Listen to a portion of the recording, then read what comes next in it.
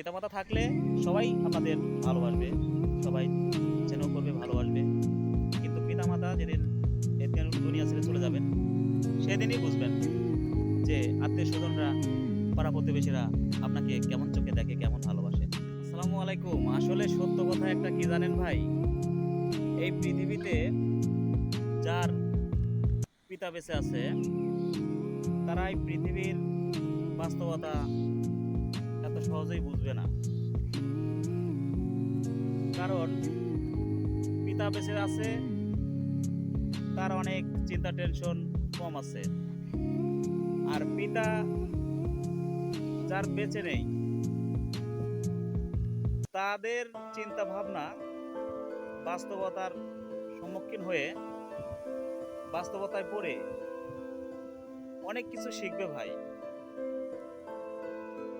পৃথিবীতে